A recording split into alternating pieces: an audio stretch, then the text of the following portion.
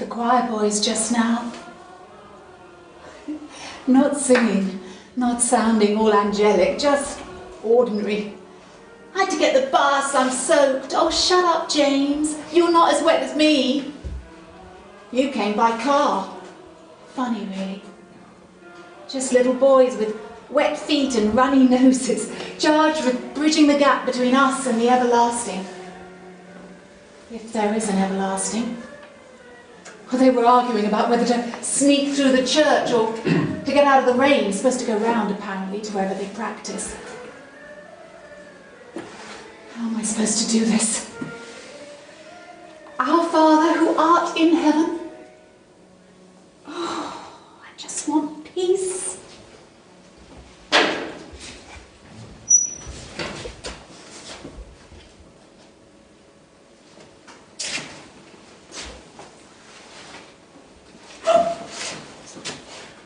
Would you like me to hear your confession? You make me jump. It's these shoes. I do rather creep around in them. I'm not very good in small spaces. You wouldn't have to go into the booth. Well, I'm not sure I want you to hear my confession. Let's go into the vestry. It'll be more private. Oh, beautiful robes. Aren't they? The choir boys all profess to hate them, of course. Oh, will they need to come in here? No, we're just practicing. We have a requiem mass tomorrow. What's this room used for? Changing into vestments, storing the communion things, meetings sometimes, and it's where I come to berate God for not taking a more direct interest in the renovations fund. Isn't that a bit blasphemous? God gave us a sense of humour. I don't expect he minds if we use it. I don't know how to do this. The usual form is you say, "Bless me, Father," Friday. Sinned. I know. I mean, I don't know what to say. Starting is the hardest part. What I say in here, will you need to tell anyone? Confession is a holy contract between you and God.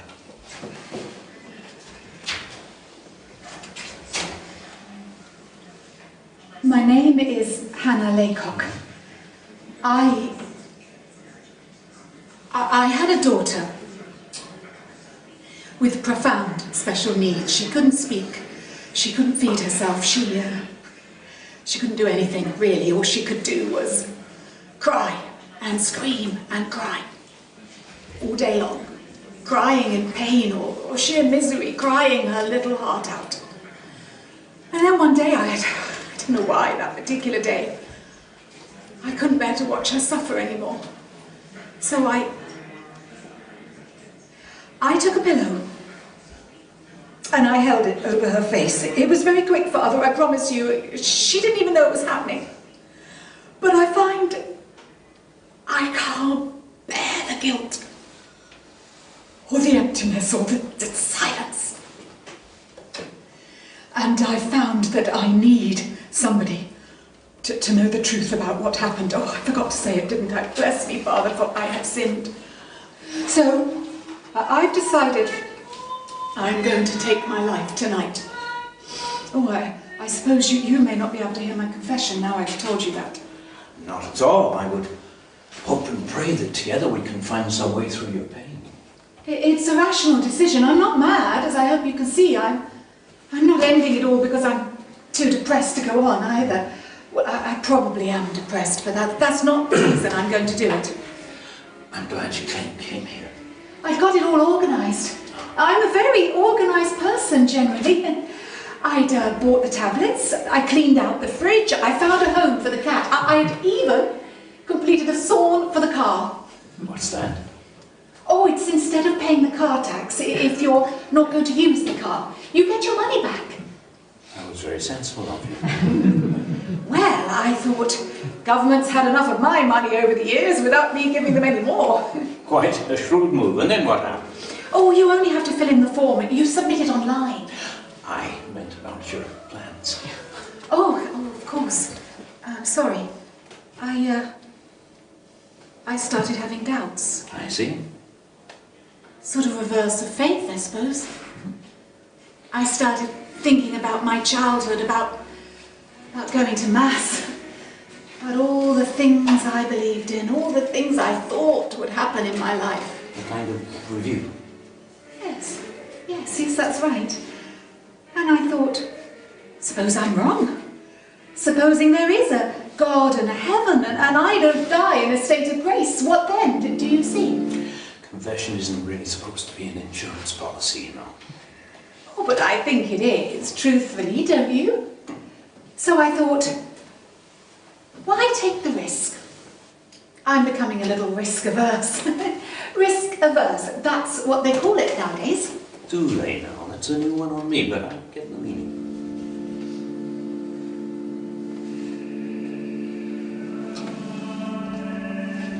Libera me, Domine.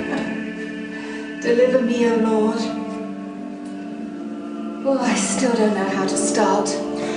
Why don't you tell me a little bit about yourself, where you grew up, your family, how you spend your time? Oh, well, I grew up around here. I went to primary school in the village and then to St. Mary's. A good Catholic school? Indeed, though I wasn't a very good Catholic by then.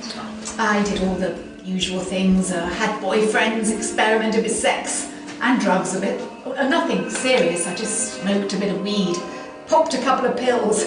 Probably anodyne looking back. No great harm done then? No. Oh, that's not part of my confession, by the way. No. So then what happened? All the usual things. I went to university. I got a degree in human resources. More sex, no more drugs. And then, in my final year, I got pregnant and I lost the baby. How sad. Oh, in case you're thinking I must have done something, I didn't. I try not to jump to conclusions. I found out I was pregnant and I was totally horrified. And then the next day, you know, toilet full of blood. You must have felt very confused. I did. Part relieved, part guilty, part sad. As though a possibility I hadn't even acknowledged had passed me by. Do you know what I mean? I do. Sometimes we don't even realise we had a choice until it's too late. Still wonder about that baby.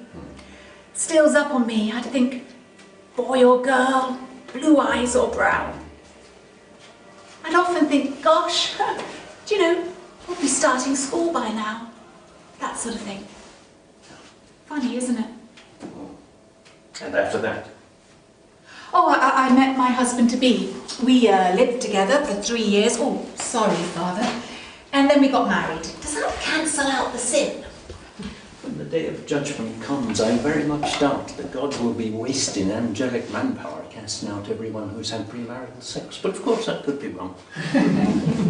Hell would be bursting at the seams. Her name was Bethany. That's a pretty name. Pretty name. Whenever it happens, however it happens, the death of a child is still a tragedy, an unbearable loss. Yes, but it used to be so common, didn't it? I expect if I wandered through your graveyard, I'd find endless names of children lost. That's true, but it doesn't diminish your suffering. Do you know they would often give the next child the same name? Well, whoops, we've lost our Mary, better get another one. Perhaps it was a way of not forgetting the lost one. Oh, you can't. You can't forget a dead child. You don't need keepsakes. Once they die, they are emblazoned on your heart. Take it from me. It's like wearing Google glasses, if you know what they are. Surprisingly, I do. The images are there, all the time. Inescapable. I don't expect you to understand. Oh, but I do. The imagination has its own Google glasses. Yeah. But the idea that our imaginings are worse than the reality, that's not true. Reality can always go one step better. It's just that for most of us, most of the time, it doesn't. How long ago? Tuesday last. You mean just last week? Last week? Died Tuesday. Disposed of yesterday. Small private funeral. Family only. Small private family. Crematorium. You must be in shock. Was there no vigil, no wake? Ashes scattered under the willow tree in the garden. She used to like to lie there in her cot, looking up at the blue sky. Or at least I think she did. How old was Bethany? No autopsy. When a child with multiple disabilities dies, no one asks too many questions. Do you know what it said on the death certificate? Respiratory failure. Cause of death, she stopped breathing. Isn't that the same thing?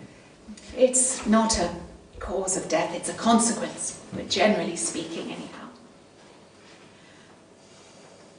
She was 4. Can I talk about something else now, please? Of course. Whatever you like. I tried therapy once, it was just like this. Oh, and then I got some CBT, that was much better. He took no interest in the inner me, whatever, thank God.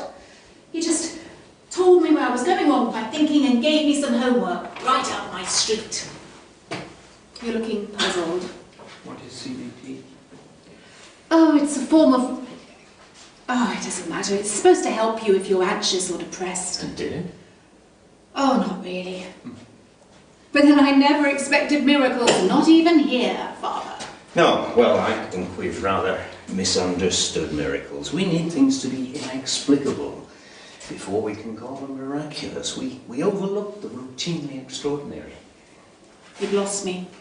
Take sunrise, for example. It happens every day, everywhere, the lightening of our darkness. Most of us don't even witness it. But that's not a miracle, it's just the world turning. And isn't that a miracle in itself? Well, if it is, I wouldn't be here to see it. They thought she might have some problems, actually, when they did the triple test. I know what it is. They offered me an amnio. I said no.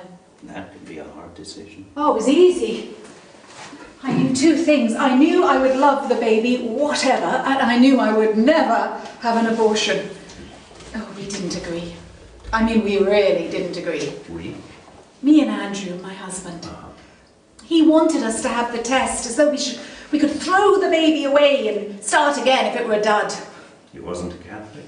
No, but that wasn't the point. The baby was already inside me, alive, growing, real. I already loved her. She was our child. And he didn't see it that way? He said if there was something wrong, I'd probably lose the baby anyway. He said we'd be better to know. He said I'd lost one before. He made me feel flawed. Perhaps he was frightened. I said no. Amnio can make you miscarry. I said we would love the baby, whatever, and we would have the baby we were supposed to have. It was easy, because do you know what? Go on. I never once, not even for a moment, thought there'd be anything seriously wrong. I told him that he needed to have faith, to trust more. I told him it would all be fine, and he believed me. Oh, not at first. First he got angry, got upset. He said that he didn't think he could love a baby that was handicapped, deformed. He said he knew it was terrible, but that was how he felt. That was a brave thing for him to admit to. I told him that we would get through it together. Oh, I comforted him, I held him, I was so strong. I said that we would get through it, the 2 of us, the 3 of us, You a were family. very brave too. Oh, I was play acting. It seemed real at the time. And looking back, I was just enjoying the drama, seeing myself as some sort of a cross between Grace Darling and Mother Teresa. Had a good pregnancy, you know. No morning sickness. Plenty of energy. I went to all the classes, I read all the books. I even dragged Andrew along to all the birthing partner things. Cheese and pineapple for the fathers-to-be. Is that a new thing? Oh, they're all very touchy-feely around here. Yoga for newborns, postpartum Pilates. Pilates? Wake up your core. Cool. Oh, never mind. It's a side issue anyhow. Well, I rather thought so. So, your pregnancy went well, you were conscientious, you did all you could to give the baby the best on her. The triple test thing was a shock. Terrible shock. I'd always been a very competent person, You know, homework done on time, Barclay card paid off at the end of every month. Everything double-checked. I didn't deserve a lousy triple test. You talk as though it were some sort of examination. Well, it is. It was. I mean, you can't necessarily help it if there's something wrong with your baby, but it's a failure nonetheless. If you sit an A-level with a splitting headache and you get a U, you've still failed the damn thing. Things sometimes happen in the most peculiar ways. We don't always understand the reasons. Sometimes we even blame ourselves, but... Don't go saying anything about God right now, okay? Okay. But because if your God designed a universe where some babies deliberately get given spina bifida or Down syndrome or intractable epilepsy or even cleft bloody palate just to prove some obscure cosmic point, then I'm out of here right now, okay? Okay. And don't go saying anything about appreciating the 999 just because the 1000th one comes out misshapen, malformed, defective, okay? Okay. Was your baby, your little girl, was she? Tell me the story. Have you ever witnessed a birth? I have not, sadly. Oh, don't be sad. It's a brutal, butchering business. You scream and you vomit and you shit yourself. You threaten all those around you. You get stretched out of all recognition.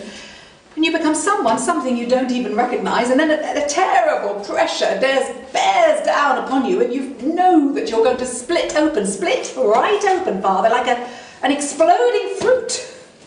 It sounds terrifying. You think, someone has to help me with this, someone has to do this for me. And then you realise no one can do it for you. And then it's as though this abyss of terror and despair opens up beneath you and you're perched above it, howling and teetering and scrambling for a foothold, and just when you think you cannot take any more and you know your body is going to split in two, it does. It actually does. And the floor is awash with blood and everyone's slipping in it, because believe me, Father, there's a lot of people involved by now. And your birthing partner has long since been banished to a wall so he can slide down it when he faints. And all the time you've got some brightly cheerful, stupid cow being extremely cheerful, saying, one more push, just one more push should do it. Good girl, we're nearly there. And I'm thinking we, because this is the most I moment I have ever had. It sounds a traumatic experience.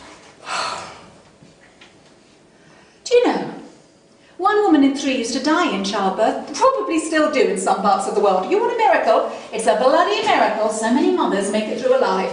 Indeed. Oh, why do I care? I've got a date with 60 paracetamol.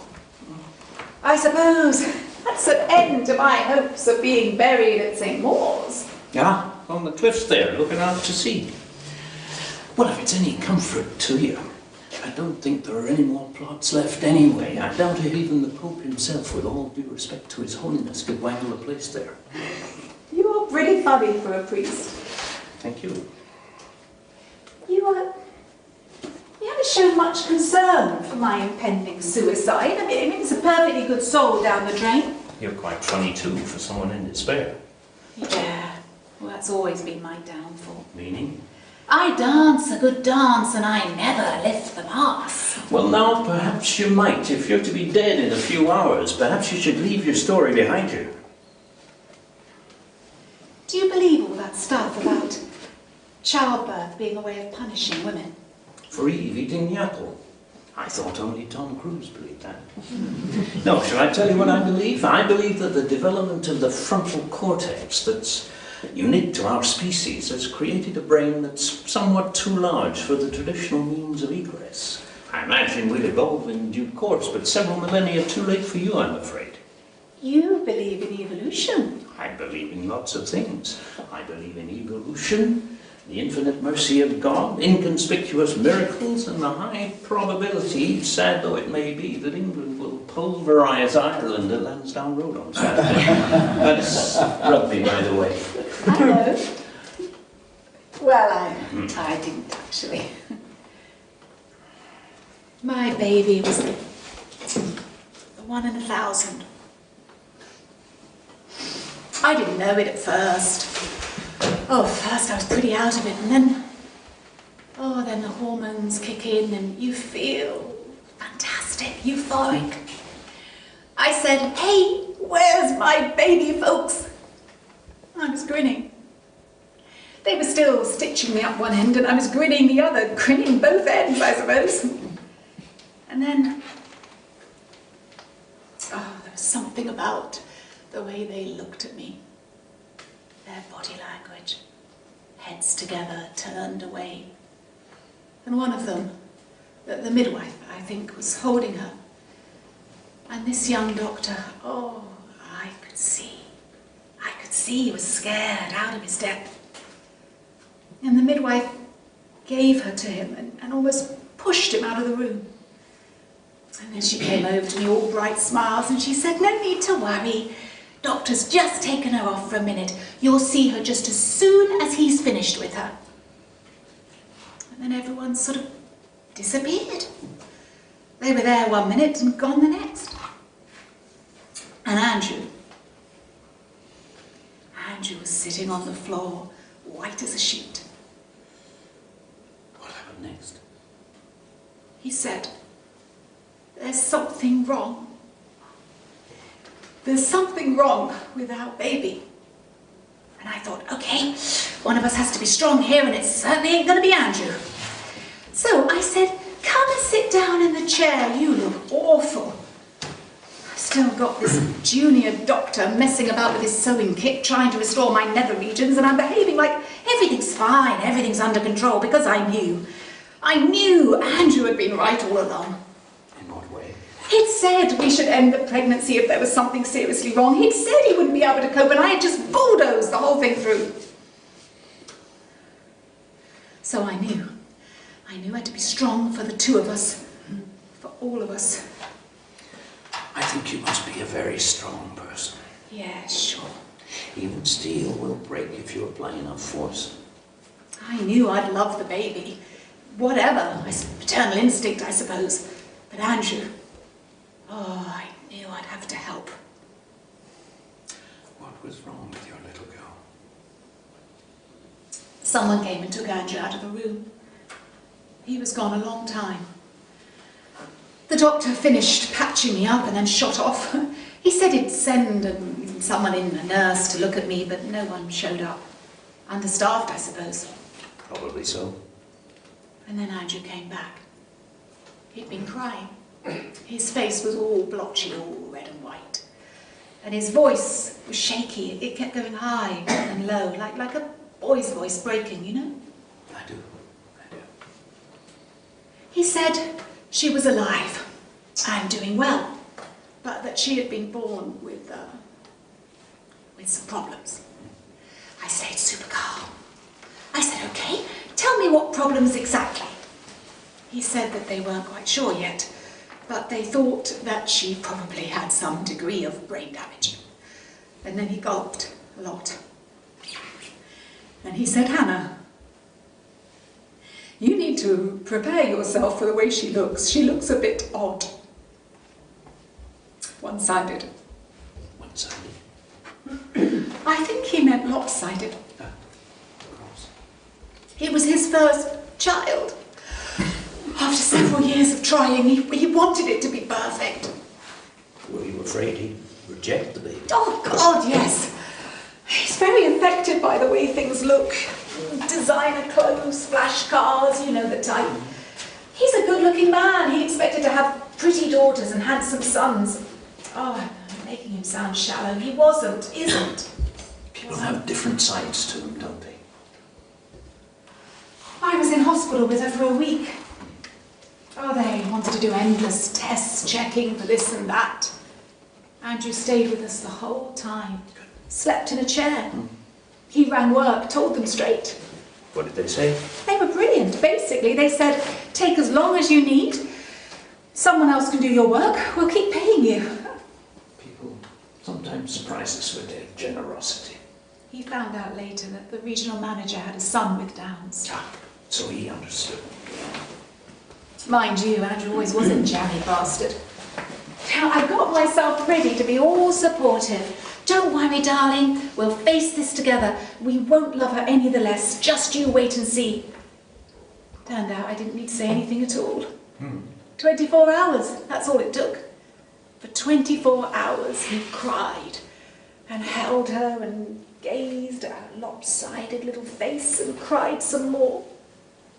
He connected with his grief. That's a hideous phrase. Sorry, I read it in a book on bereavement counselling for clerics. Please tell me you're joking. But he bonded with her. 24 hours. And then I honestly don't think he would have swapped her for a healthy version.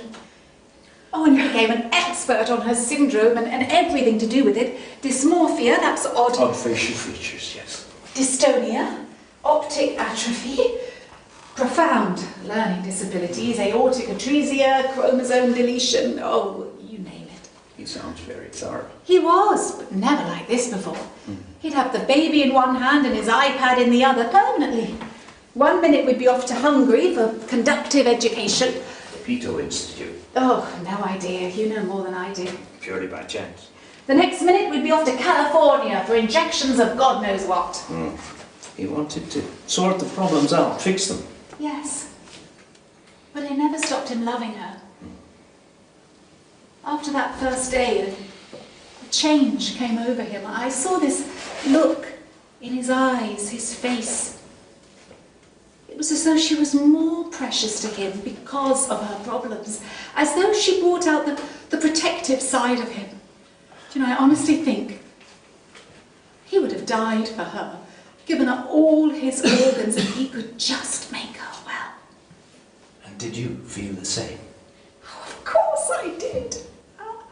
More so, if anything. I felt this overwhelming love and tenderness for her, this profound acceptance of her. Her eyes, her little fingers. Do you know, she had this way of grasping Andrew's thumb. And he would stare into her eyes, and she'd stare back. And he'd say you could see right down to the bottom of her soul in those eyes. What did he mean? He meant she was an innocent. She had no guile, no ability to deceive you. They connected somehow at some very deep level.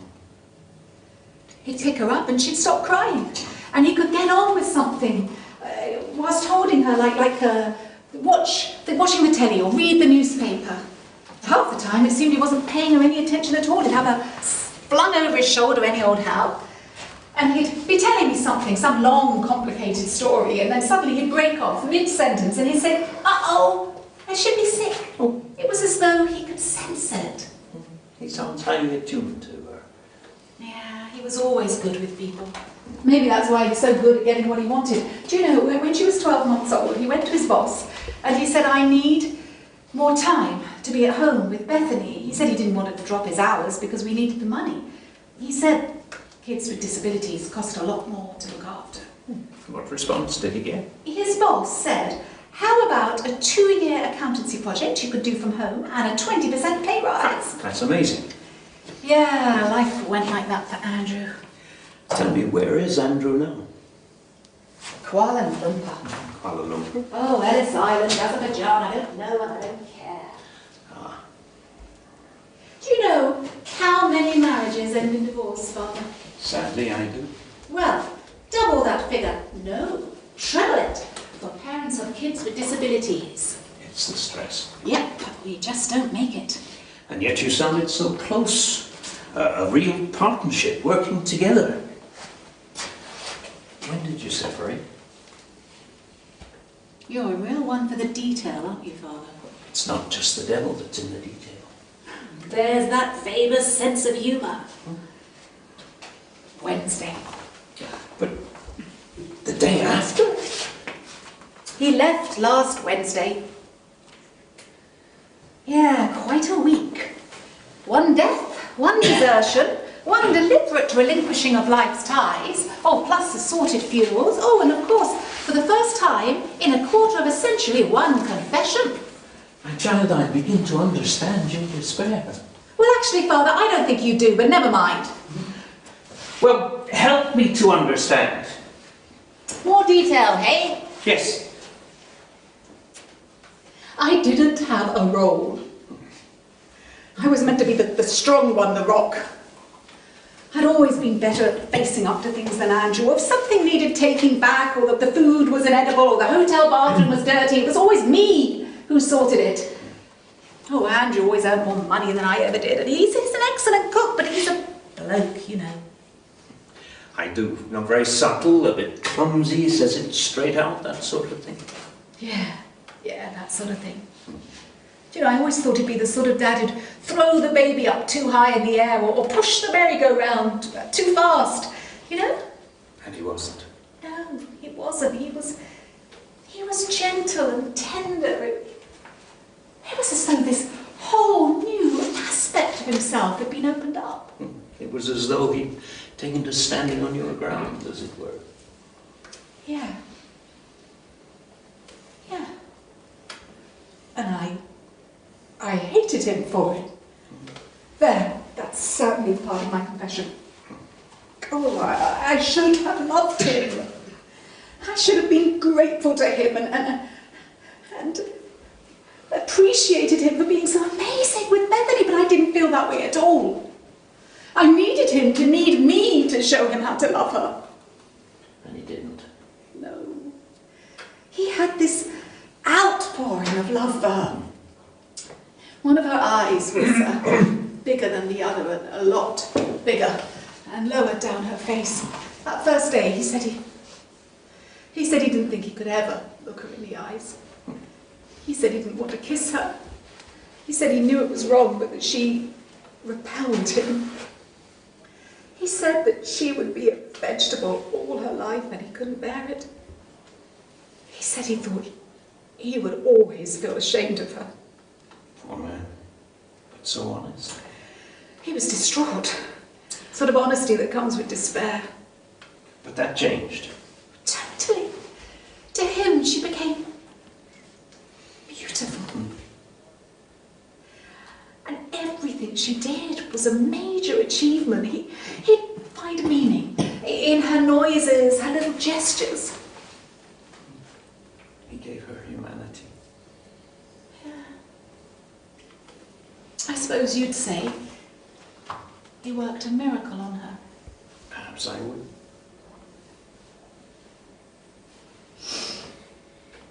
Do you know what made me really angry?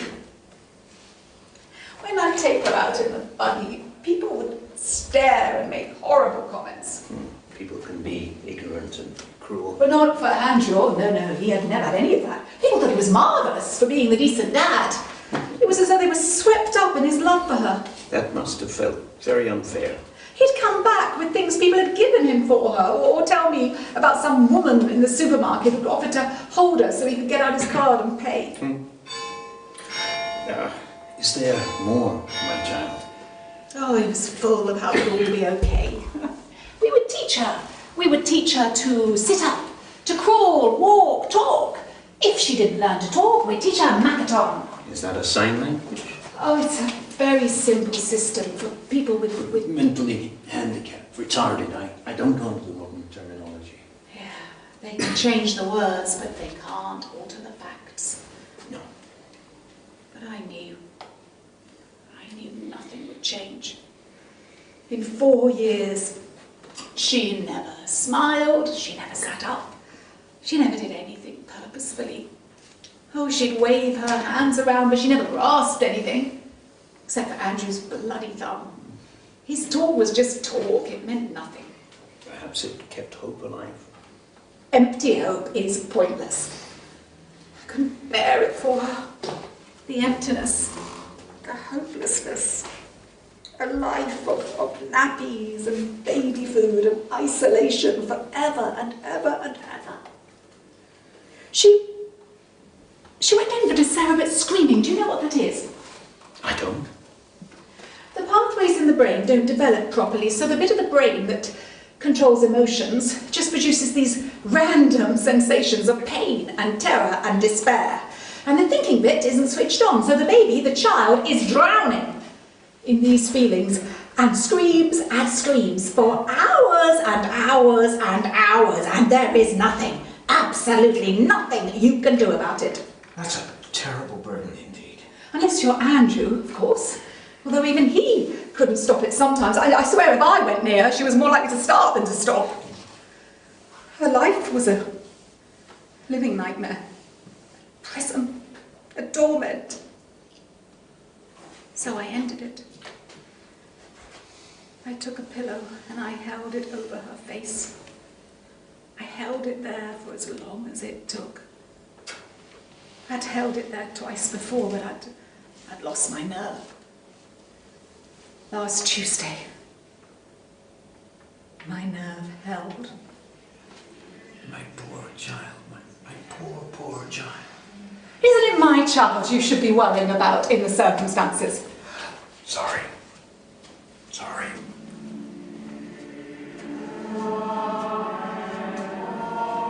Libera me, Domine, de morta aeterna. Deliver me, O Lord, from everlasting death. In die la tremenda, quando cieli movendi sunt in terra. And on that fearful day, when the heavens and the earth shall be moved, When thou shalt come and judge the world by fire. You haven't said anything, you haven't responded.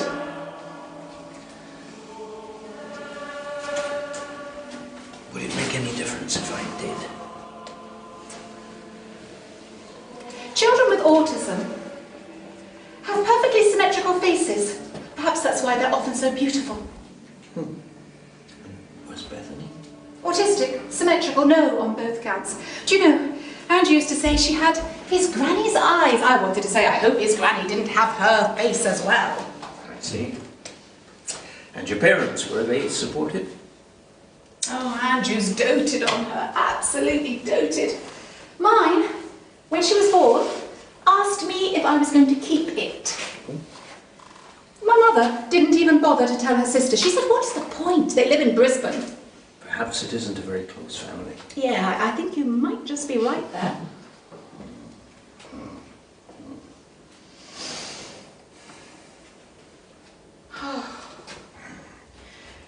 We went to some conventions for carers and their dependents.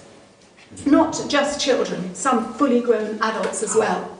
Still in nappies, still eating baby food, not talking.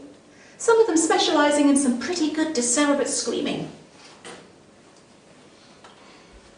It must have been difficult to see into the future. It was chilling. I felt a deep, deep sadness. I thought, she can never tell us what she wants. She can never tell us if she's in pain. She can only see a couple of feet in front of her. She can hear, but so what? She'll never understand a single word or take any pleasure in music or birdsong. She'll never watch cartoons or build with bricks or run across the grass or do any of the things that make us human and make life worth living. Oh, Andrew can dress her in as many brightly coloured Bowden clothes as he likes, but she will never, ever, ever say no, Mummy.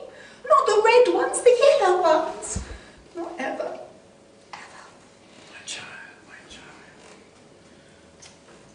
Where is Andrew? Can you not contact him? He was out that Tuesday. He'd worked from home for 2 years, but then things changed and he had to go in 2 or 3 days a week. That Tuesday he went in early. We'd had a bad night, a bad week. I'd wanted to call the doctor out at 1 in the morning, and Andrew said no. He'd walk her up and down. He said she'd be fine. She was difficult to carry. her weight. She had no muscle tone. You had to take it all. She couldn't carry herself. We had a row and Andrew stormed off downstairs like he always did. What happened next? Can we go into the confessional, please? Of course.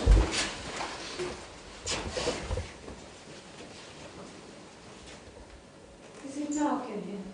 Your eyes will soon adjust. Really? No, I don't want the darkness. Then would you be more comfortable here? Just here. I couldn't get to sleep. It was so frustrating. I didn't have her and I still couldn't get to sleep. I could hear her, of course, you could hear her all over the house, but that wasn't it. It was more that I couldn't switch my mind off. Thoughts kept going round and round. How your life was. Oh, how it was. How it used to be. How I wanted it to be. Anyway, I must have dozed off because the next thing I knew, Andrew was waking me, giving me her to hold. She was asleep. One eye shut. It was always shut even when she slept. And I stared into that empty eye. And it was like staring down a telescope into the future.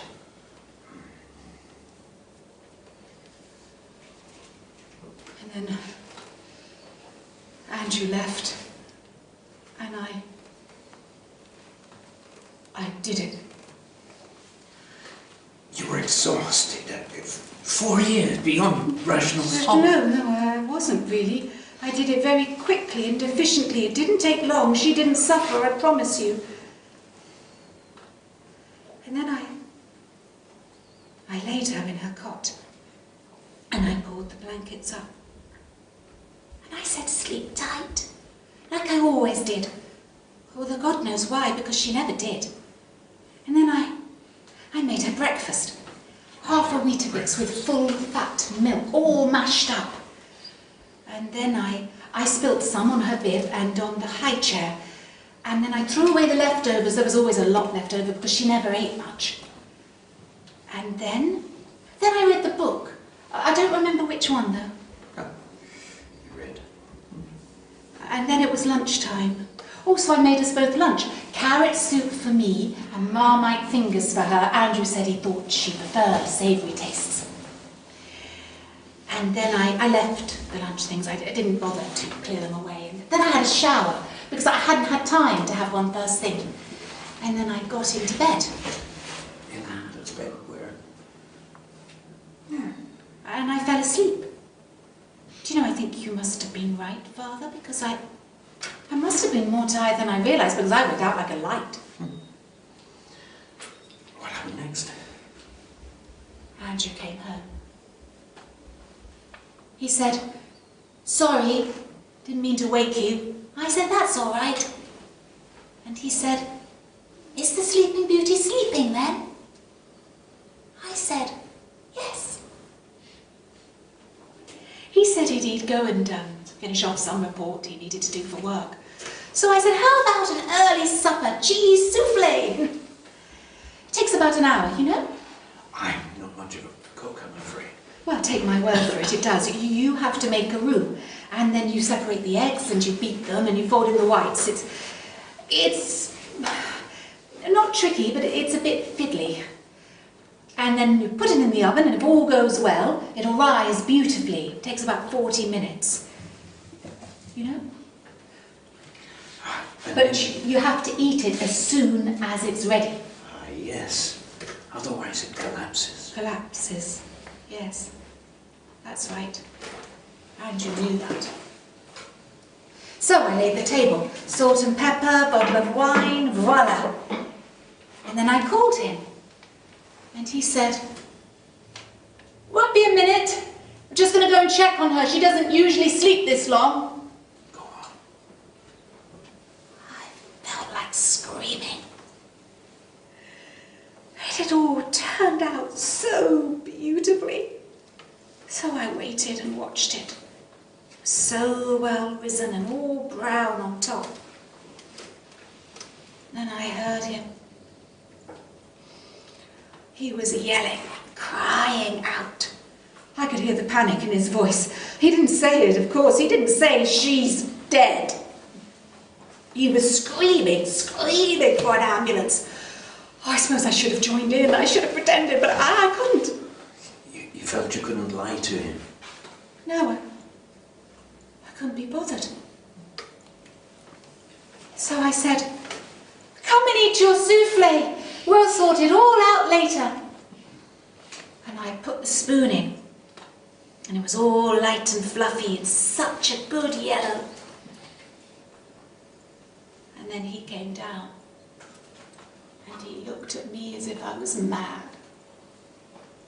And he said, "You knew. You knew, didn't you? You knew." What did you say? I didn't say anything, really. And then the ambulance came and they took her away. That's about it, really. Did they do no tests?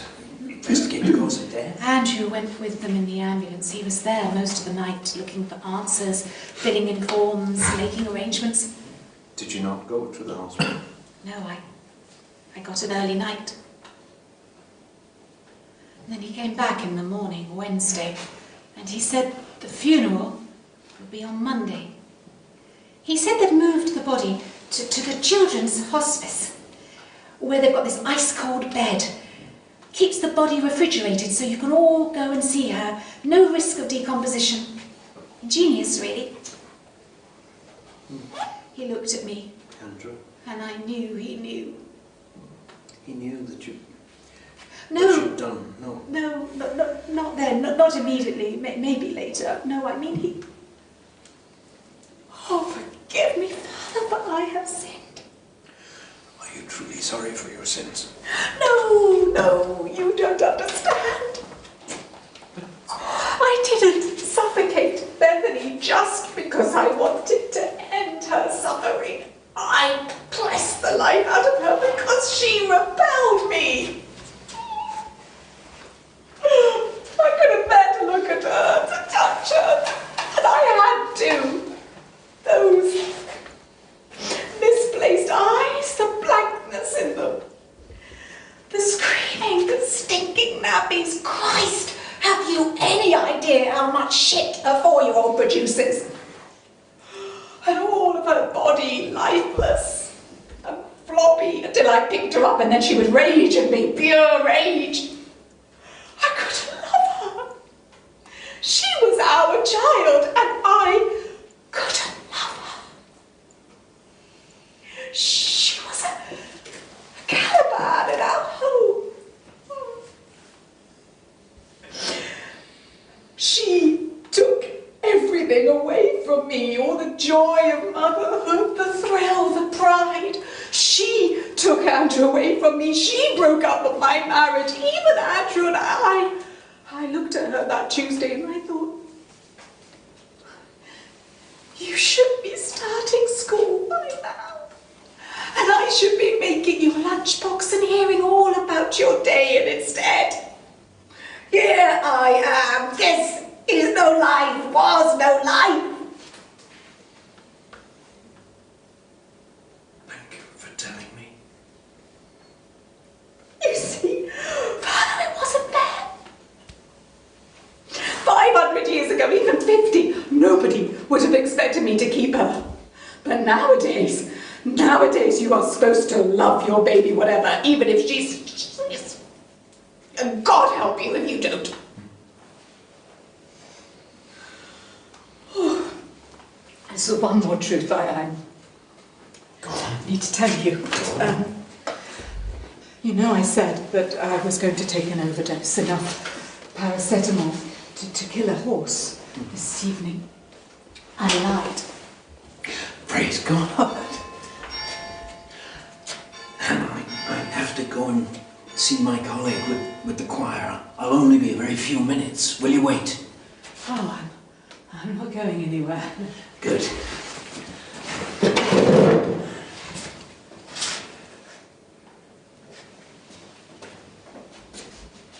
too late.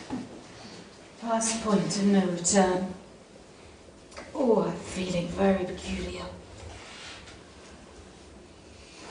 Feels funny to lie here, all on my own. Nobody doing anything, apparently. I think anyone should die on their own. Live on their own, for that matter. Well, their life's been all it cracked up to be. And live up to its early promise. Now I just want to rest. Rest in peace. Oh, does it live on me?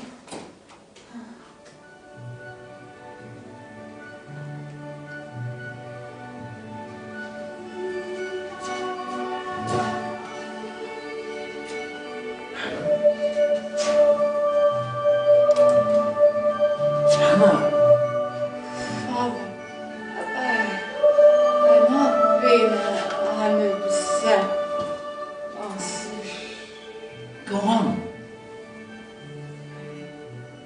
Hannah, the tablets. Hannah, do you mean you've already... When? How long ago? Hannah, I need you to tell me. When?